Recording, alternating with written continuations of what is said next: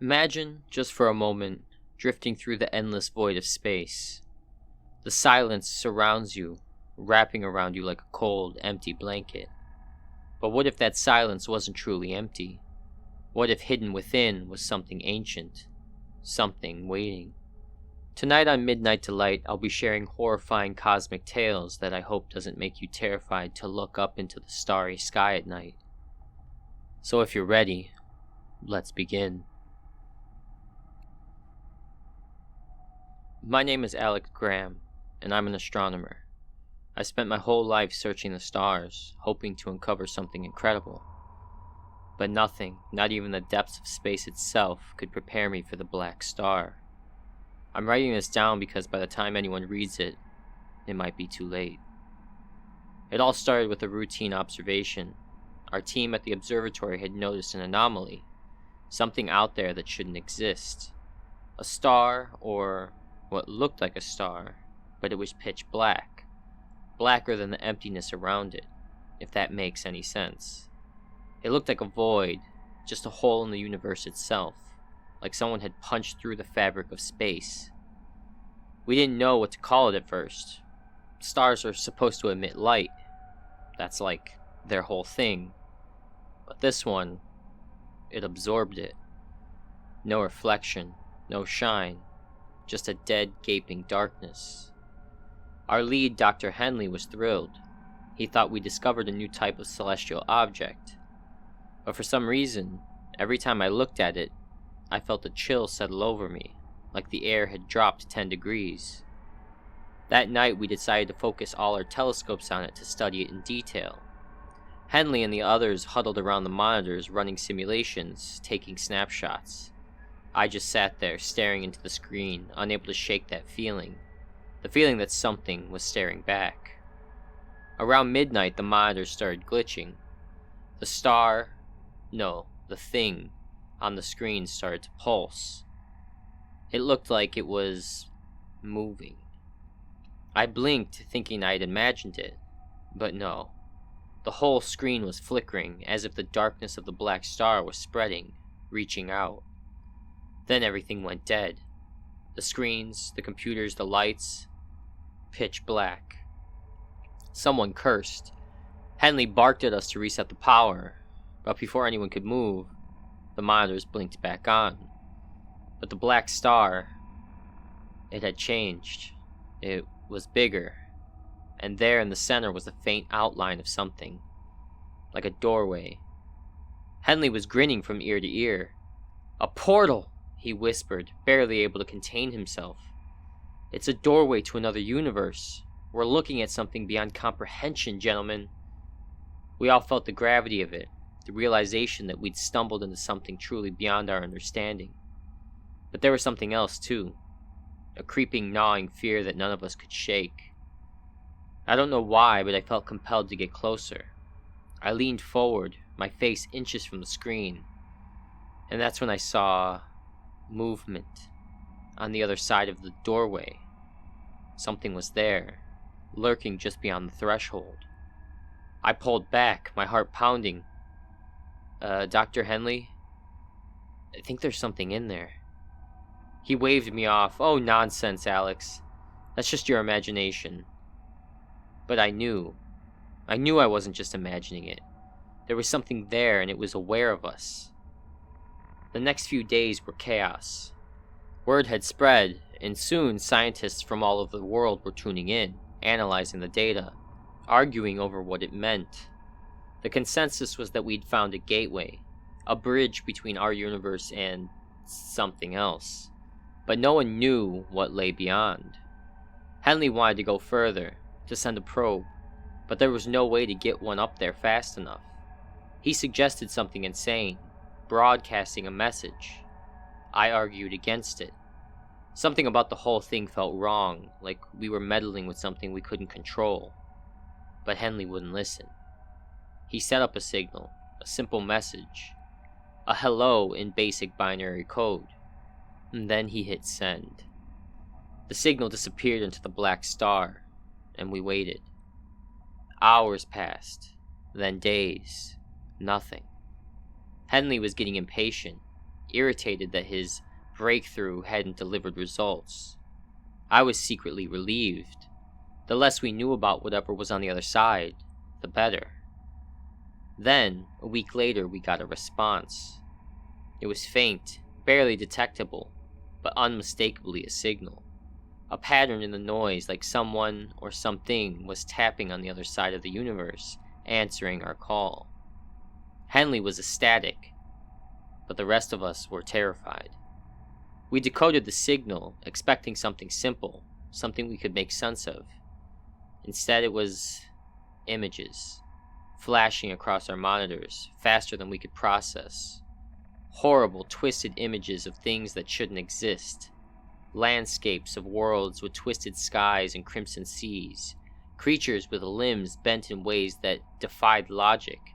Faces that looked half human and half something else. It was like staring into a nightmare, into a place where nothing made sense. Then, all at once, the images stopped, and the screens went black again. But in the silence that followed, a single message appeared on the screen. Just 3 words. Come through now. We froze, staring at those words, the weight of them pressing down on us like a physical force.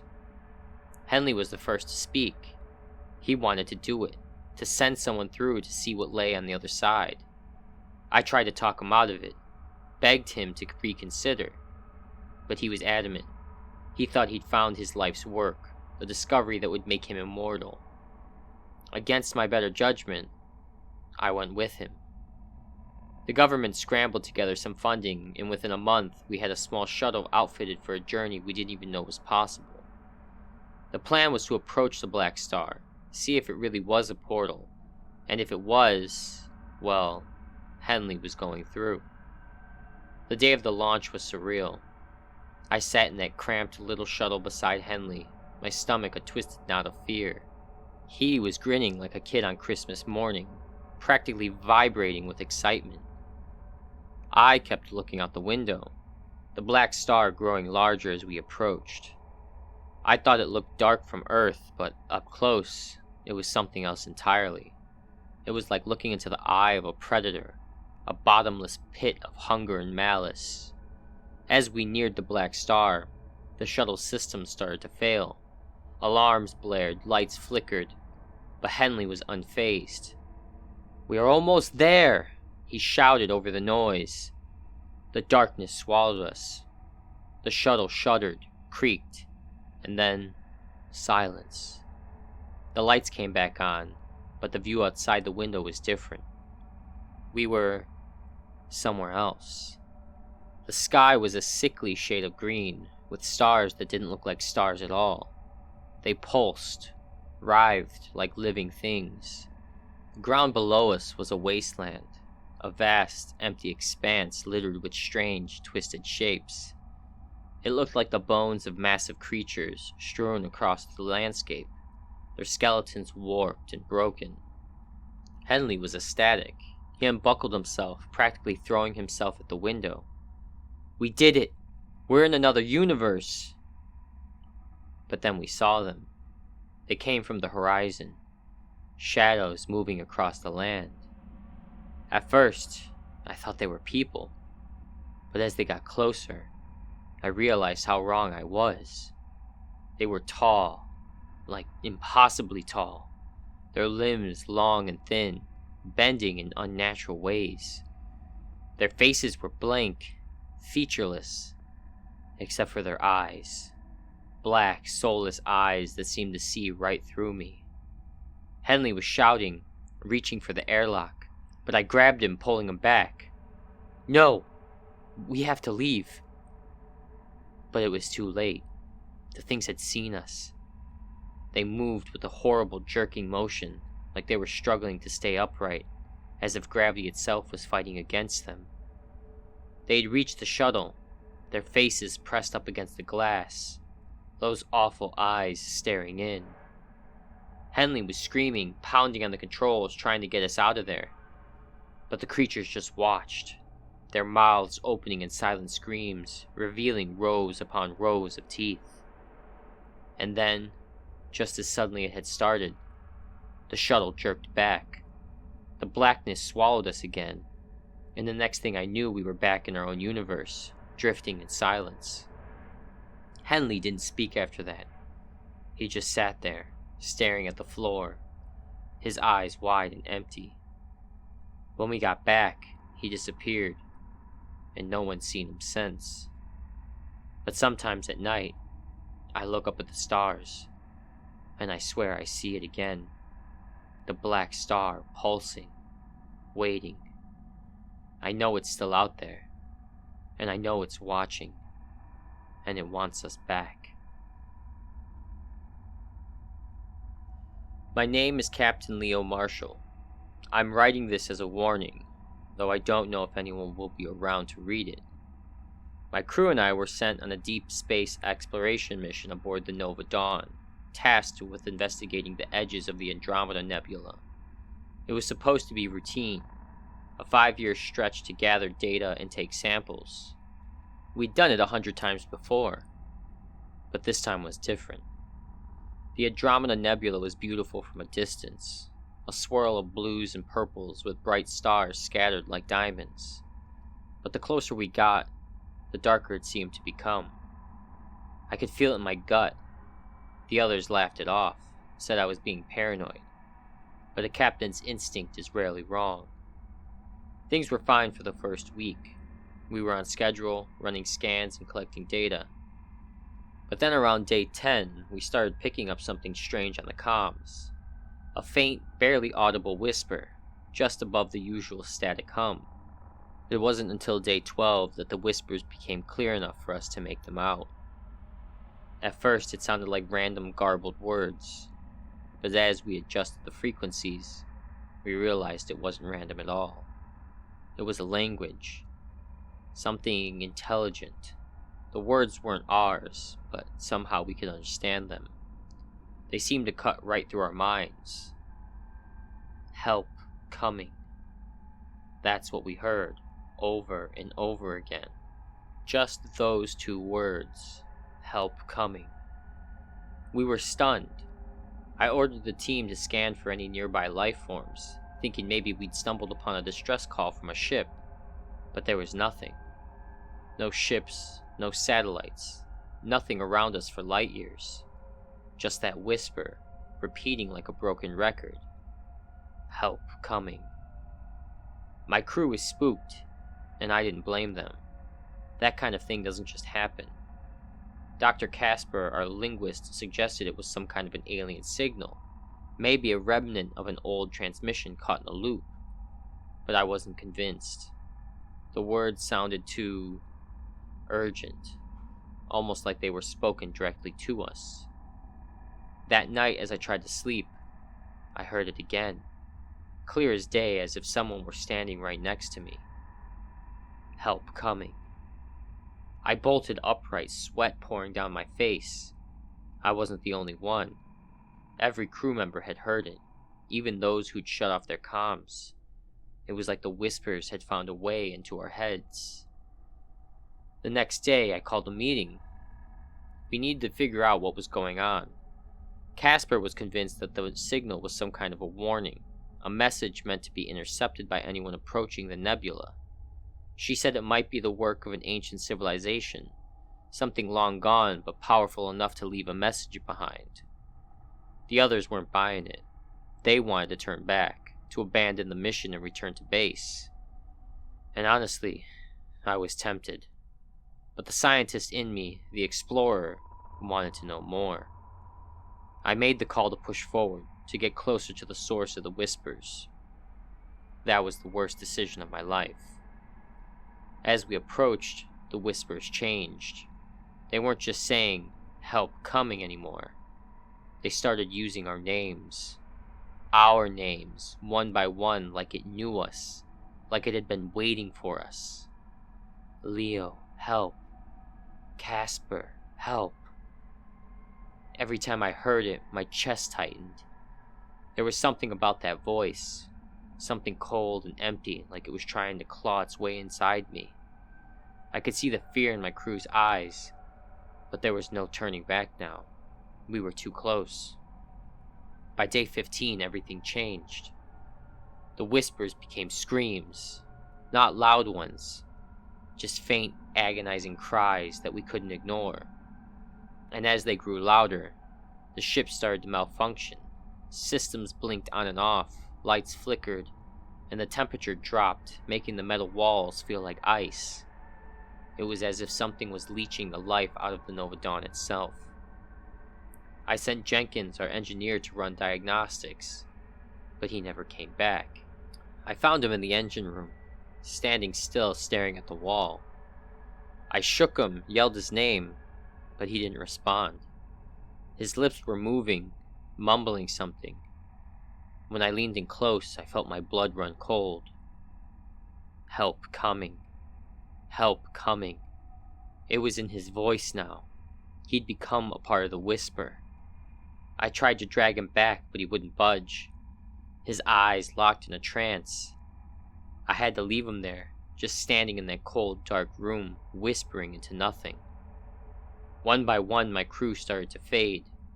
I'd find them sitting alone in corners, mumbling, staring at the walls, their faces slack, eyes hollow.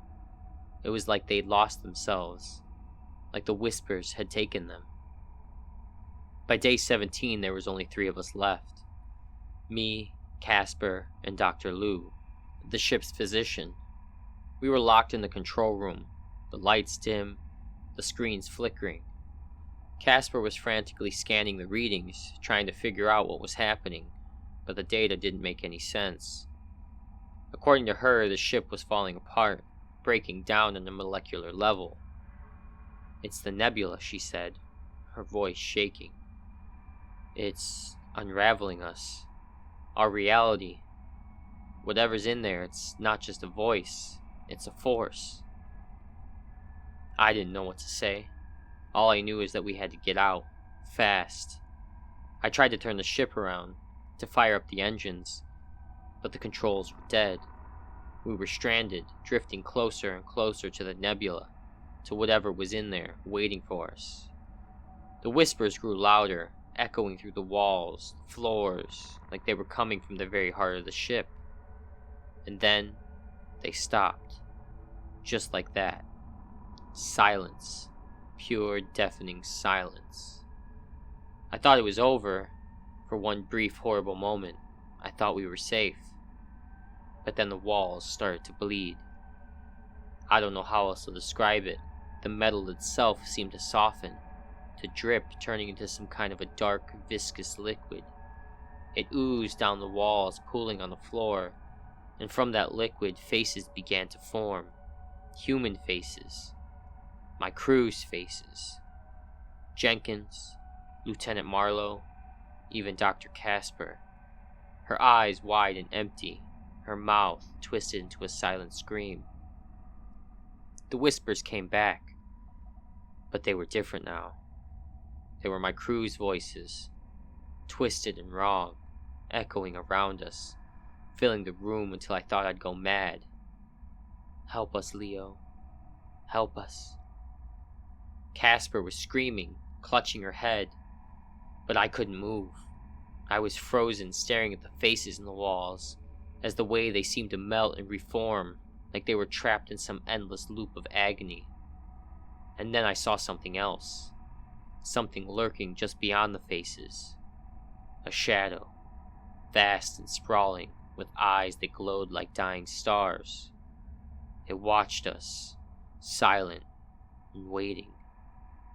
It spoke, but not in words. It was like it reached into my mind, twisting my thoughts, bending reality around me. I saw worlds collapsing, stars imploding, entire galaxies swallowed by darkness. It showed me everything, the end of all things, the unraveling of reality itself. And then it spoke one word, a single thought that burned itself into my mind. Consume. The ship began to break apart around us, metal twisting and folding, warping in impossible ways. Casper was gone, sucked into the walls, her screams merging with the whispers. Lou had disappeared, dissolved into nothing.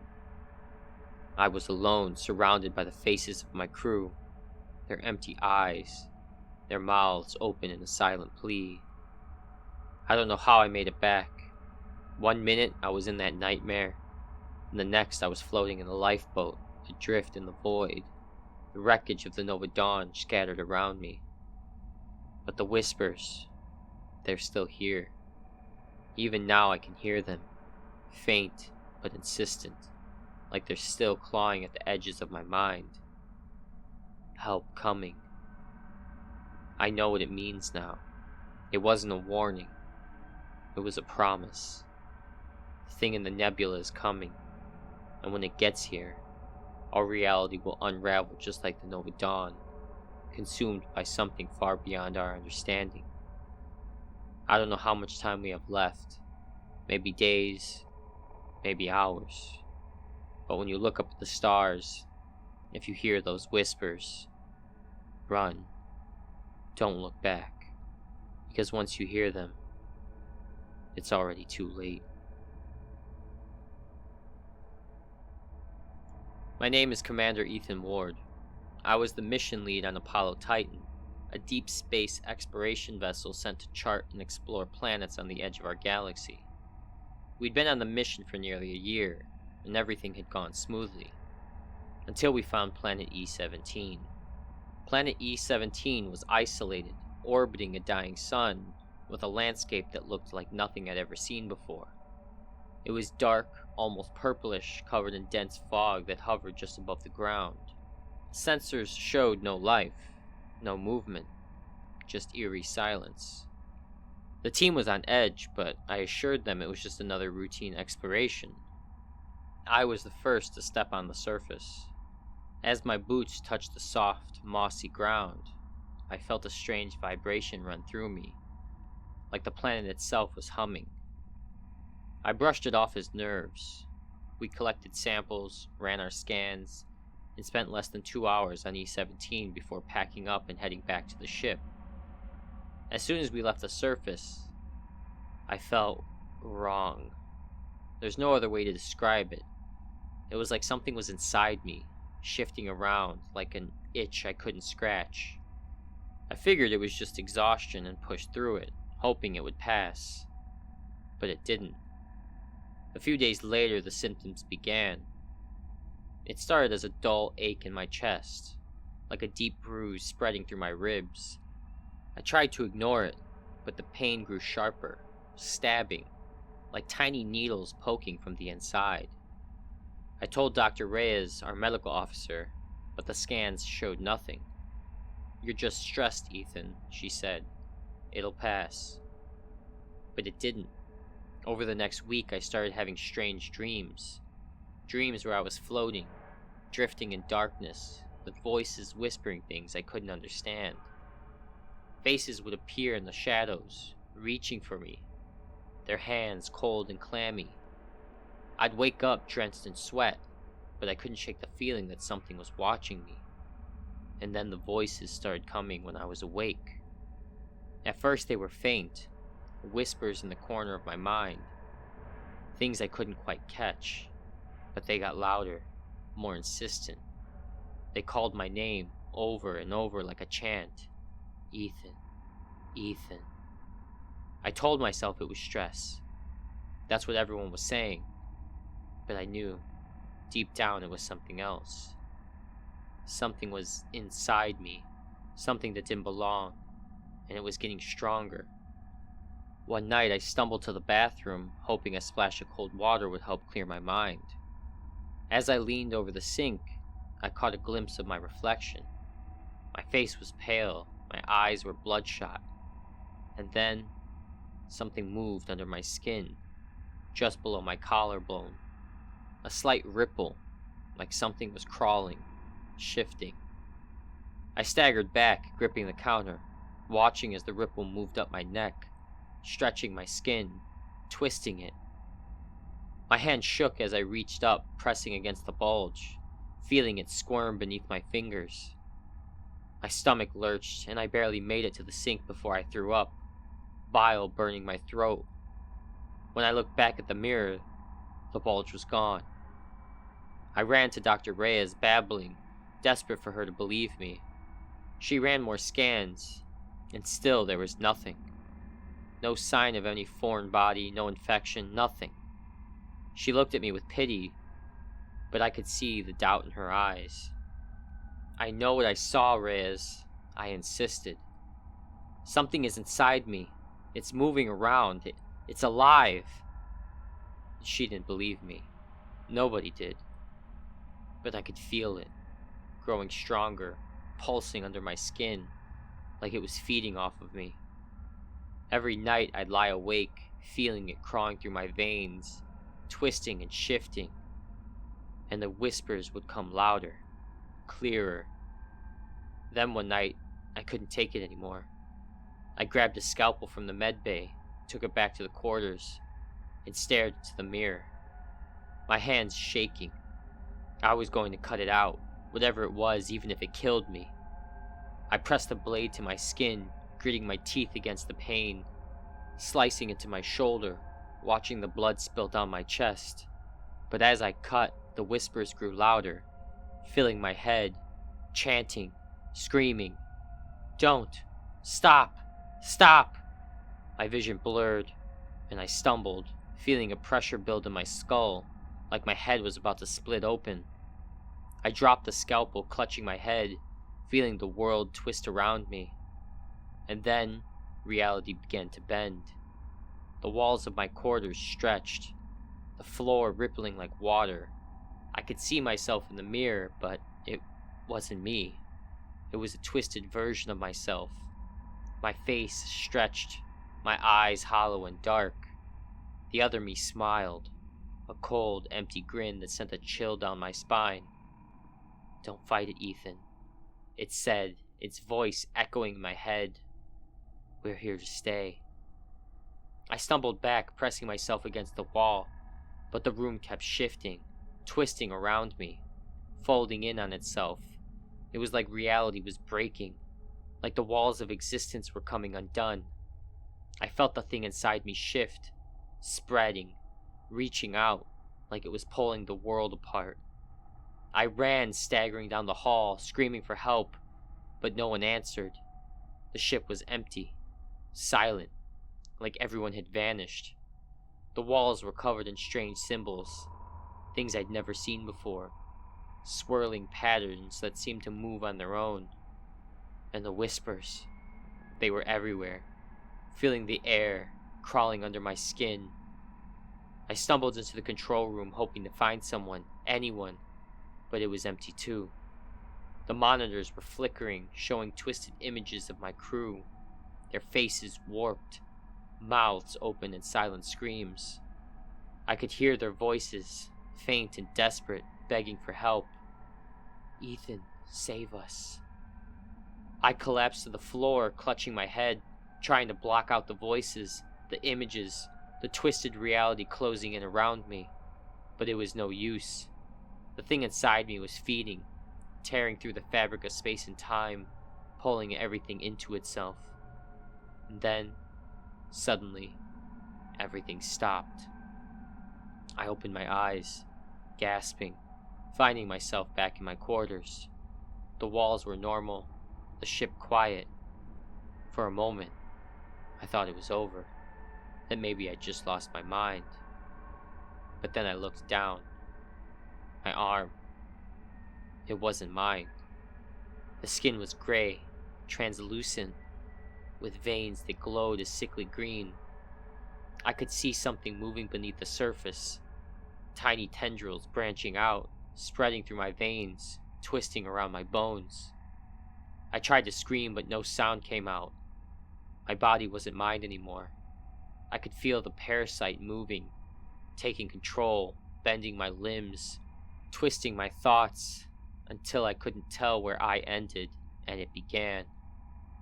I don't know how much time has passed. Hours, days, maybe years. Time doesn't work the same anymore. Reality is fractured, slipping in and out like a broken mirror. I catch glimpses of other worlds, other versions of myself, all trapped, all taken. I can't stop it. I can't fight it. It's inside me, feeding off of me, pulling me into itself, bending time and space to its will. And soon, it will do the same to you. So if you ever find yourself out there, if you hear the whispers, if you feel that itch under your skin, run, don't look back. Because once it's inside you, there's no escape. The parasite, it's endless, and it's hungry, and it's coming for us all.